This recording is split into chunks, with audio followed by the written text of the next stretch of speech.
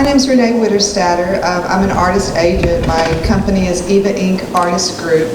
But I do a lot of different things. In addition to being an artist agent for people like Michael Golden and Dennis Calero, Matt Triano, I also book other artists into shows like Arthur Sudam and Joe Jusko and other creators in sequential art and book cover illustration and storyboard art.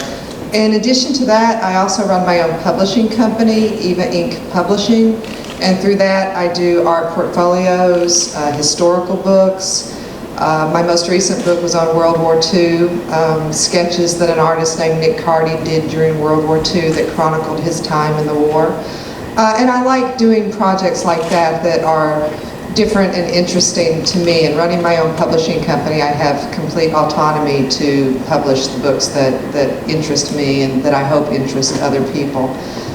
Before that, and currently, I work in film production.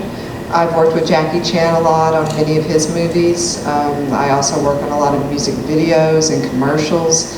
So that's one aspect of what I do.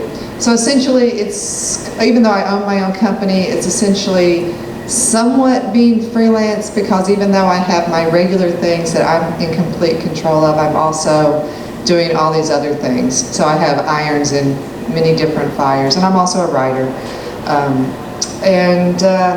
Before that, some of you may know I was an editor at DC Comics, Marvel Comics, and Topps Comics for many years, working on books like She-Hulk and Silver Surfer and Conan and Xena and Hercules and Jurassic Park. And so I've been very lucky to take my degree in journalism and work in a creative field for my entire career. And I feel very fortunate and very blessed to be able to do that. And part of what I get to do is come to these conventions and meet people, meet the fans, sign our work, talk to people about what interests them and what they like in pop culture and literature. And that's always just a lot of fun. I actually always really enjoy the conventions. And I've lived in the state of Connecticut part-time for the last 20 years, so this is my first time at this show, so it's great to come to a new show in a state that I know so well. But yeah, I'd love to answer some of your questions. That's just it in a nutshell. And if you're wondering about my accent, I'm from Texas. Some people think I'm English, but no, I'm from Texas. But sometimes I do say words with a British accent, though, because I did work with a lot of British directors at one time. Okay. Yes? Yes, I have a question. Leo from Comment.tv. I was wondering, where do you get your inspiration, and what do you like most about coming to conventions, particularly ConnectiCon 2013? Okay.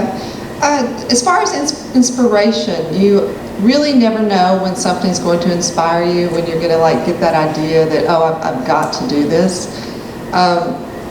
That's why it's always good, I think, to keep a notepad, just a regular notepad and a pen, or even one of those little mini tape recorders with you, because you never know when you're going to get an idea. Like, this will make a good book, or this will make a good story idea.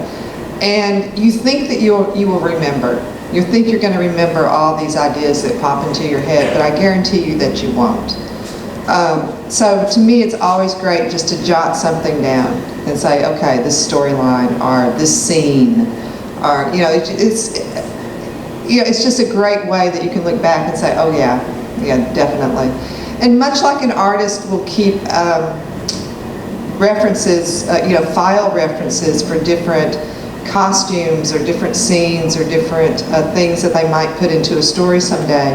I do that as a writer too. I love just doing clippings and putting them in folders and saying, okay, this would make a great character, or this would make a great scene for one of the stories that I'm going to write.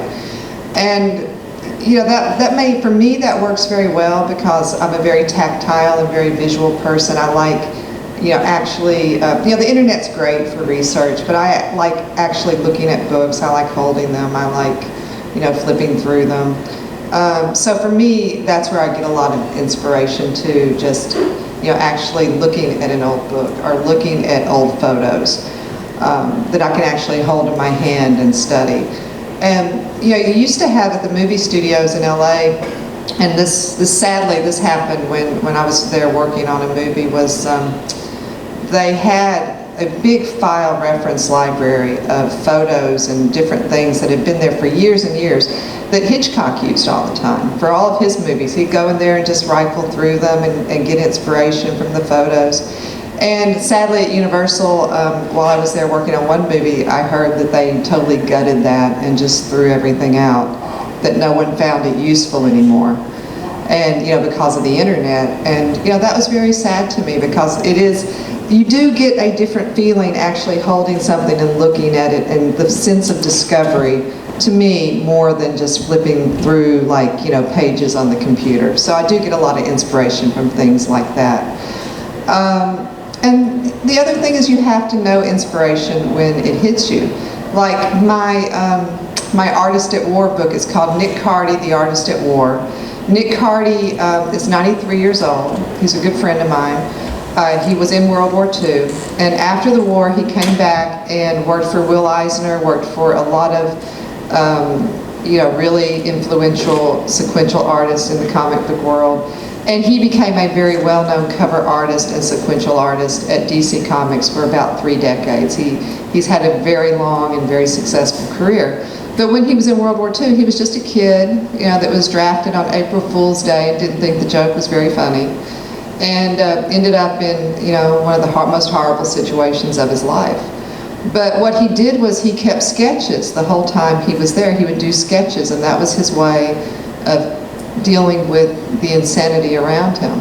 So through that, he chronicled not only the horrific parts of the war, but the lighter moments that he went through as well.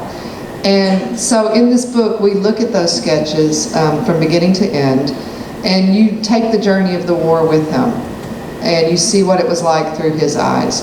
And the way that book came about was I was at Nick's house, and he said, "Oh, I don't think I've ever shown you these."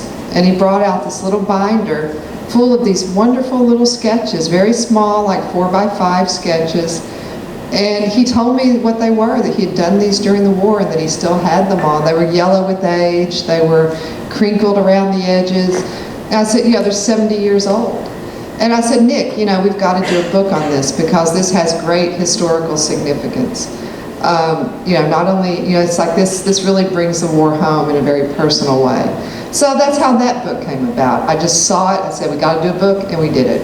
That's the nice thing about having my own publishing company. I don't have to pitch something to somebody. I can just say, hey, we're going to do this, and we do it. Much like with movie production, if there's something I would want to produce, I would just do it myself. I'm not going to go through the craziness of trying to get somebody else to produce it. As far as what I like about coming to shows, in particular this one, I love going to shows because at the ones where there are a lot of people that know our work, we meet a lot of fans that have been reading our books for years and years. You get a chance to talk to them. You hear what it was that they were doing in their lives when they read your books. And I often used to think about that when I would write editorials in my comic books, because I always did. I had a column in most of my comic books called Witterstaetter's Witticisms, where I just talk about funny things in life and things that have affected me or influenced me. And I would send that out into the world, and wonder, is anyone going to read this? What's going to happen to this? Much like you, when you write a newspaper article, because my background's in journalism, you wonder, okay, I wrote this, and I'm sending it out into the world now, and what are people going to think? Are they going to read it? Is it going to affect them in some way? Will they agree with me? Will they disagree with me? Will they get anything from it? And the nice thing about coming to conventions is I find out. People come up and say, yes, I read this when I was this age, and I wrote a letter to you and told you about it when you were an editor, and you wrote me back, and things like that. And I remember one kid did that recently. He's an adult now, but he said, yes, I wrote you a letter and you wrote me back, and now I'm working in this creative field and I have my own company, and so it's nice to actually put faces to that audience out there that is there, but other than these conventions, I probably wouldn't get an opportunity to really meet them. This convention in particular is interesting because it's such a cross-section of, different genres. We don't go to a lot of venues where there's such a manga influence as this show. So it's nice to come here and see the different costumes, the different influences, the different things that people are getting into, and also see the crossover, the things that they like from movies and pop culture and the comic book world, and to see what the people at this show are interested in. It's always good to find out what's going on in the world, and so coming to a show like this, it gives you new ideas. You kind of look around and say, okay, this seems very popular, and why is it popular? And how, is there something we can do that would appeal to that audience? So it's like a fact-finding mission as well as making an appearance and signing books. It's also, for me, it's research.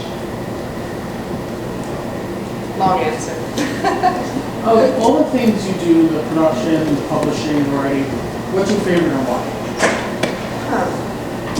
Well, I don't know if one is more my favorite thing than the other. What I like to do is create, and I like the process of putting something together. I've worked in many different fields. I started out as a journalist. From there I went to being an editor in comic books.